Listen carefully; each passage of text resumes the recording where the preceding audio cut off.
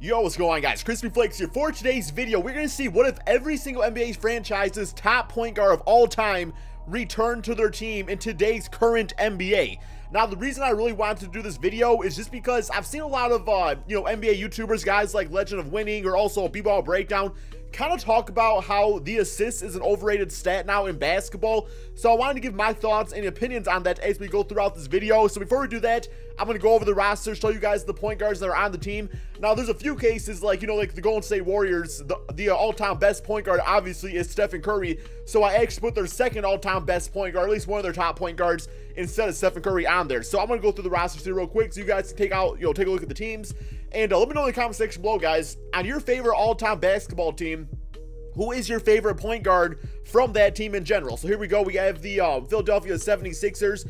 They have Maurice Cheeks. He played quite a few seasons right there. Not a very good three-point shooter, but, he was always a decent, a decent player out there. I mean, averaged roughly, 15 points, 7, 8, 9 assists out there. So a good playmaker, everything like that. Now we have the Milwaukee Bucks. Of course, Oscar Robertson, Mr. Triple-Double right there. We have the Chicago Bulls with prime Derrick Rose. So we're going to see how Derrick Rose does with this Chicago Bulls team. I mean, honestly speaking, like, he might be able to carry them to at least the 7th or 8th spot in the Eastern Conference playoffs. So definitely got to stay tuned for that. Cleveland Cavaliers. Okay, so the best point guard listed was Kyrie Irving. But Kyrie Irving, currently is on the Boston Celtics. So I decided to switch out for Mark Price just because I feel like, being 92 overall, and just like his offensive game, his passing abilities, he would be like the perfect point guard to team up right now with LeBron James. We have the Boston Celtics with Bob Cousy out there, so I actually put Kyrie Irving at the shooting guard position just because I want like the actual the all-time point guards to actually run the point guard position. So for a lot of these teams, you're gonna see if they had a really good point guard, chances are I kind of mixed up the roster a bit to make sure that the point guard, but all the the best players can still play and everything. Clippers, we do have that prime Chris Paul out there. Memphis Grizzlies, we have Mike Conley, but as we all know, he's probably the best all time on that team currently. So I went with Mike Bibby for the point guard position. Atlanta Hawks, we have Doc Rivers, not Coach Doc. What up, Doc? We got Doc the point guard. We have Miami Heat with Tim Hardaway out there. We have Charlotte Hornets. Kemba Walker was best listed, so I went with Muggsy Bogues. Utah Jazz, John Stockton. Now, honestly, guys, this is my sleeper team for this video to take over because John Stockton, all-time leader in steals in the NBA, great passer, great offensive player. Like him teamed up with Donovan Mitchell in the backcourt. That defensive team is going to be amazing. Rudy Gobert out there too. So yeah, this team is kind of my sleeper team for this video. Sacramento Kings, we have another Oscar Robertson. Pretty much any team he went to, he was pretty much the best point guard all time on that team just because he was that type of player. I don't expect that team to do all too much out there. New York Knicks, we have Walt Frazier teaming up with Kristaps Porzingis. Now, I will say, man, I used to play with my stepdad. We used to play a ton of 2K. He used to always use Walt Frazier. He just absolutely killed me with this guy right here. So, a lot of bad memories of this guy torturing me up in NBA 2K games in years past. Magic Johnson on the Lakers. So I decided, man, to keep Lonzo Ball as I put him as a shooting guard on this team. So I don't know how that's going to work out, but it's going to be interesting.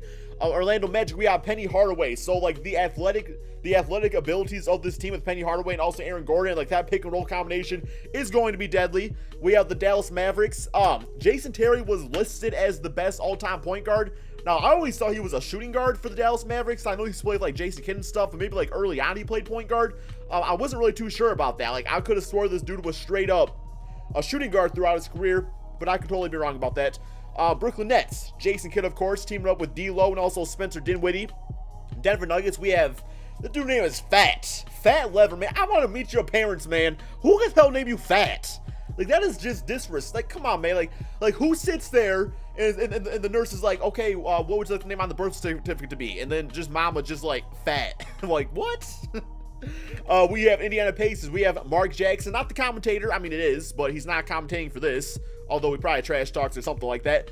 We have another Chris Paul on the Pelicans. So this is another sleeper team, obviously, with, you have the best power forward and center right there teaming up with Chris Paul. Now, I know low-key, a lot of people actually wanted to see this happen in the real NBA season. Of course, as we all know, Chris Paul did go to the Houston Rockets. Detroit Pistons, we have Isaiah Thomas listed as the all-time point guard. So, yeah, I'm really excited to see what my Pistons can do with Zeke out there just because, Reggie Jackson, I've disrespected him in the past, but as of right now, he's been injured for the Pistons, and my Pistons have just been doing horrible out there. So, I actually respect Reggie Jackson a bit more now. Next, we have the Brooklyn... I did the Brooklyn Nets. I'm going backwards, man. Okay, here we go. Okay, Toronto Raptors. Kyle Lowry was listed as the best, I believe, so we do have Damon Stoudemire, who is listed as the second best, but we have him at the point guard position.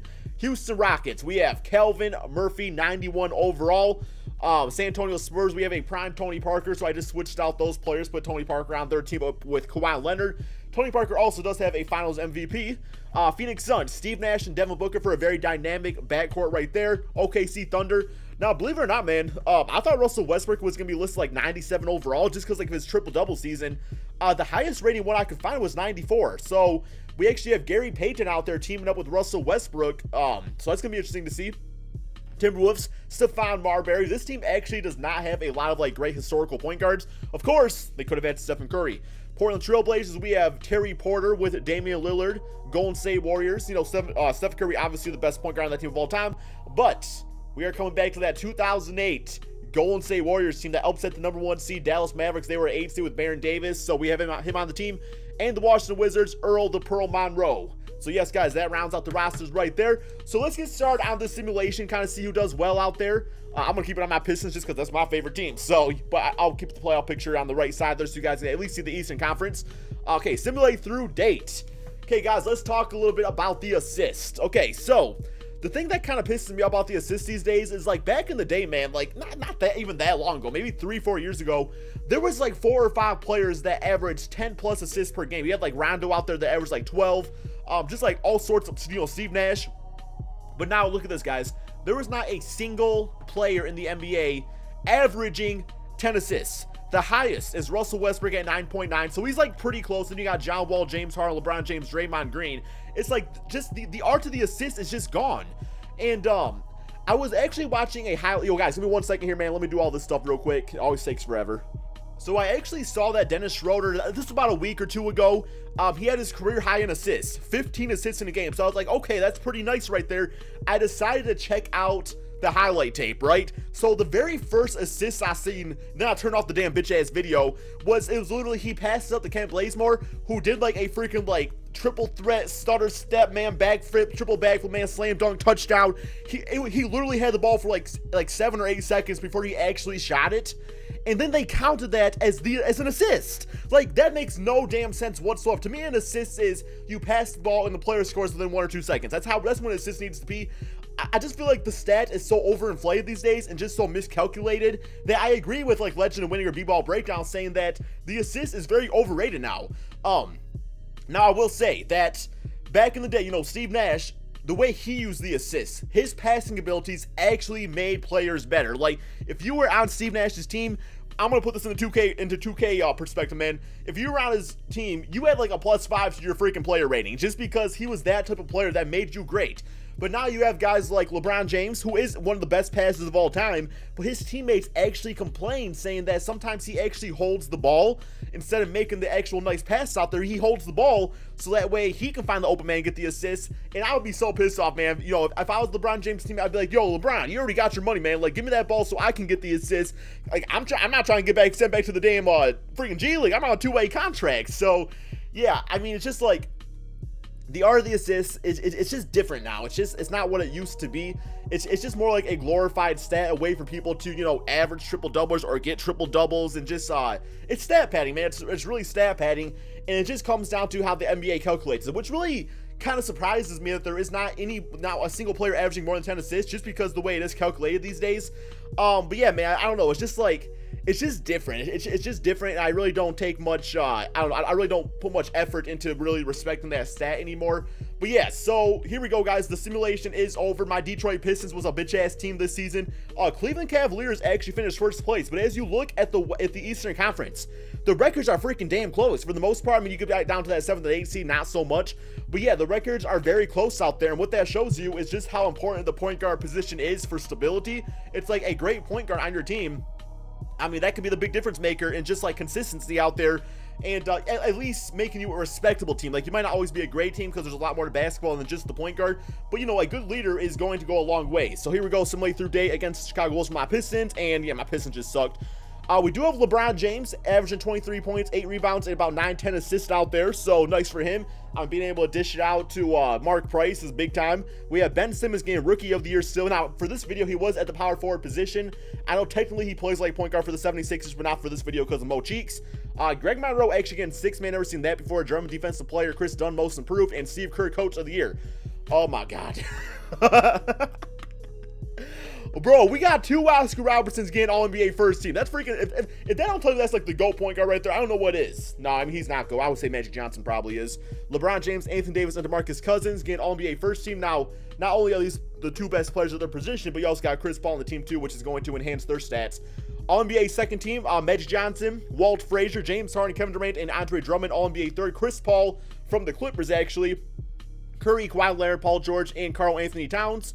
Okay, there's the rest of the stats there for you guys. I do want to check out some of these other stats. I want to see, you know, who led the NBA in assists and all that. But let's go to the standings so you guys can see how the Western Conference also did. Here's the full Eastern Conference record. Like, I'm surprised, like, the Indiana Pacers, I mean, yeah, I guess Mark Jackson, he's not like an elite point guard, but he's still respectable, like him and Victor Oladipo. I felt like that would have been a nice team. Penny Hardaway didn't do much for the Magic. The Chicago Bulls, I said they might have got the 8th seed. They were like 1 game out, literally, so they did not get that spot. Western Conference looking like this. Golden State Warriors. You add Baron Davis to the team. It does kind of change the dynamic of the lineups and stuff, so I could see why. I mean, still 16-22 is still an amazing record. But yeah, Fat Lever, that dude showed me up. He said, yo, I know my name's Fat, but, you know, check out these 51 wins. Pelicans did great out there. Clippers, San Antonio Spurs. The records are actually even closer in the Western Conference. Memphis Grizzlies, I mean, they did, you know, that's a team that is not even really supposed to make the playoffs this season, although I guess Marc Gasol and Mike Conley have been injured. They are not injured for this video, so it does make sense. I'm surprised the Spurs, you know, we simply just add on a prime Tony Parker, and that team just finished 7th place, but it goes to show how some of these other teams did out here too. Timberwolves, Stephon Marbury did not do all that well. My sleeper team, freaking 39 wins for the Utah Jazz. That's kind of surprising. Lakers with Magic Johnson still finished 33-49, so see, that's crazy to think about, because if I would have had like Michael Jordan on the Bulls, that team probably would have won the championship. But let's go to some more player stats here. League leaders. So as far as the scoring column goes, you have DeMarcus Cousins out there getting himself, you know, the 26 points. A lot of respectable scoring out there. We actually got B. Diddy at 23 points a game with Stephen Curry in the backcourt, so they're really doing some good things. Assists per game. So, okay, in this case, we do have 4 players averaging over 10 assists, and they are all the legend players. So Steve Nash 11 for Damon Stoudemire. I didn't know he had passing abilities like that, bro. Like that's crazy, man. I mean, yeah, okay, so his first year in Toronto we averaged 9, and that was his career high as far as that, and now he's just averaging freaking 11 all of a sudden. So okay, Chris Paul doing his thing out there. So that's what all these stats are looking like. And we'll also go through the player stats just so you guys can see how your favorite team. But I'm gonna do this very quickly here. So Isaiah Thomas, DeRozan leading that team right there. So yeah, it's very quick here, just so you guys can get a general idea of how your favorite team did. If you want to pause the video, feel free to do that too. And okay, almost. How did Magic actually do? 20 points, 8 rebounds, 9 assists. I mean, he still played nice. It's just the rest of the team kind of sucked. Lonzo Ball as shooting guard did not work out very nicely. So, which makes sense because he's not a great shooter. There's the Magic with Penny Hardaway. Both his stats looking like okay. We're almost back to the Pistons. I want to see how that Chris Paul did too. 9 assists out there. See, I would expect him to be averaging about 15 assists with those 2 guys on his team. But here we go, guys. We do have playoffs now. We're going to see which one of these point guards leads their team to the final destination. Not like the movie, just like a, you know, winning a championship. But here we go. Simulate. Current round. I'm thinking the Golden State Warriors are probably still going to win it. Heat are gone with Tim Hardaway. Damon Stoudemire's Raptors are gone. Memphis Grizzlies with Mike Conley, Mike Bibby are gone. Yo, both their name is Mike. I did not know that. Knicks with Walt Frazier gone. Clippers Chris Paul gone. All right, so we have Golden State, Pelicans, OKC Thunder, Spurs. Okay, so I'm kind of surprised at how good the Nets are doing, but you know, Jason Kidd has that Steve Nash effect where if he's on your team's just gonna do a lot better. So you know, he's probably got Spencer Dinwiddie playing like Michael Jordan. Similar current round here. Pelicans gone, Nets gone, Thunder gone, and Celtics gone. Okay, so we have Cleveland with Mark Price, the Bucks with Oscar Robinson, Spurs with Tony Parker. So although that team finished 7th place, like they're still making some noise out there, and the Golden State Warriors with Baron Davis and Stephen Curry. Similar current round here. All right. Oh, okay, so we actually have a different finals matchup. I was expecting the Cleveland Cavaliers to beat the Bucks there, and it was just going to be Golden State Cleveland once again, but here we go, guys. We have Golden State, Baron Davis versus Oscar Robinson, the Milwaukee Bucks. Simulate current rounds, and in the end of the day, man, you know, you add another superstar player to the Golden State Warriors, it's just going to make him that much more greater. But look at this, guys. He actually got finals MVP, so B. Diddy at 23 points, 8 assists, and 7 rebounds per game, getting about 2-3 steals out there, and shot 44% from 3. I never thought he was that great of a 3-point shooter, but apparently I was wrong about that. But yeah, guys, like I was saying, man, let me know in the comment section below. What do you think about the art of the assist? Do you feel like it's just different these days? Like, do you feel like it's a stat that should actually be respected? Or do you feel like it's kind of overrated? Also, let me know your favorite point guard from your all-time favorite team. Mine is Chauncey Billups, Detroit Pistons. But anyway, thank you guys all so much for watching. Be sure to drop that like, subscribe if you are new to my channel, and peace out, my friends.